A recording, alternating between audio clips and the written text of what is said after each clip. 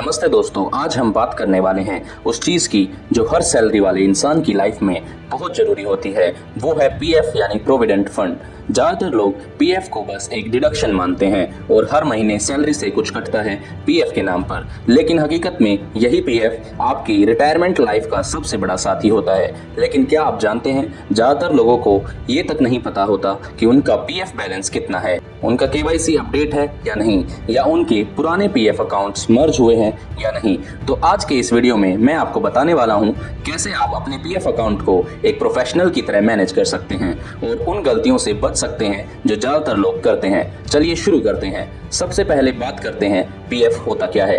PF यानी employ provident fund. ये आपकी सैलरी से हर महीने कटने वाला एक हिस्सा है जो आपके भविष्य के लिए सेव होता है। कंपनी आपकी सैलरी से कुछ हिस्सा काटती है और उतना ही हिस्सा कंपनी खुद भी जोड़ती है। मतलब हर महीने आपकी सेविंग्स बढ़ती रहती है, बस आपको पता नहीं चलता।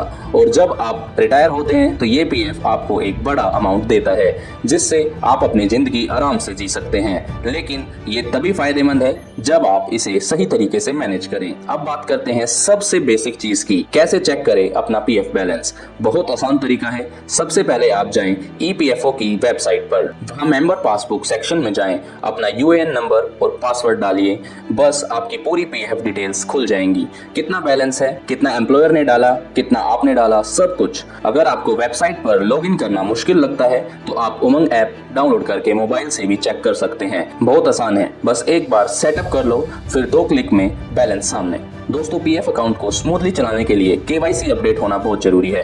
केवाईसी मतलब आपकी बैंक डिटेल, पैन नंबर और आधार नंबर लिंक होना चाहिए। अगर ये तीनों अपडेट नहीं है तो आपको पीएफ निकालने में दिक्कत आएगी, ट्रांसफर रुक सकता है और कभी कभी पैसा फंस भी जाता है। तो ध्यान रखिए, ईपीएफओ की साइट या अपने ऑफिस के एचआर के जरिए अपना केवाईसी हमेशा अप टू डेट रखिए। ये काम बस एक बार करना है लेकिन फायदेमंद बहुत है।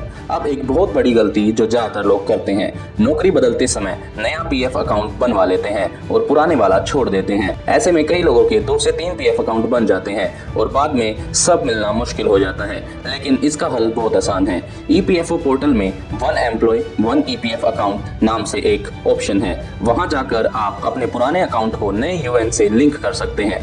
बस आपका पुराना पीएफ नंबर और यूएन डालिए और सारे अकाउंट्स अपने आप मर्ज हो जाएंगे। इससे आपका पीएफ रिकॉर्ड क्लीन रहेगा और फ्यूचर में पैसा निकालने में कोई दिक्कत नहीं आएगी।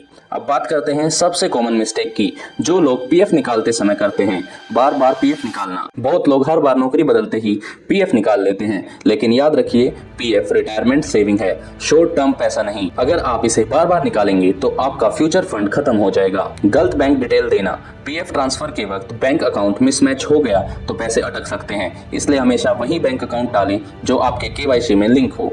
टैक्स की गलती, अगर आपने पीएफ 5 साल से पहले निकाल लिया तो उस पर टैक्स लगता है, इसलिए कोशिश करें कि पीएफ को कम से कम 5 साल तक ना निकालें। दोस्तों, पीएफ को सिर्फ एक डिडक्शन की तरह मत देखिए, इसे एक लॉन्ग टर्म इन्वेस्टमेंट की तरह समझिए, क्योंकि इसमें सरकार की गारंटी होती है, 8% के आसपास का ब्याज मिलता है और टैक्स बेनिफिट भी। अगर आप 20 से 25 ईयर लगातार पीएफ में पैसा डालते हैं तो एक बड़ा कॉर्पस बन सकता है जो आपके रिटायरमेंट में या बच्चों की पढ़ाई में काम आ सकता है। तो पीएफ को निकालने की बढ़ने दीजिए। ये सबसे सिंपल और सेफ इन्वेस्टमेंट है। तो दोस्तों, अब आपको पता चल गया कि कैसे अपने पीएफ अकाउंट को एक प्रो की तरह संभाल सकते हैं। बस ध्यान रखिए ये 4 बातें, पीएफ बैलेंस चेक करते रहिए, केवाईसी अप टू डेट रखिए, मल्टीपल अकाउंट्स मर्ज कीजिए, पीएफ निकालने की गलती मत कीजिए। अगर आपने इन बातों का ध्यान रखा तो आपका पीएफ हमेशा सुरक्षित और ग्रो करता रहेगा। वीडियो अच्छा लगा तो लाइक जरूर करें और कमेंट में बताइए कि आपको पीएफ से जुड़ी कौन सी प्रॉब्लम सबसे ज्यादा परेशान करती है। मिलते हैं अगले वीडियो में, तब तक के लिए समझदारी से इन्वेस्ट करें और अपने फ्यूचर को सिक्योर बनाइए।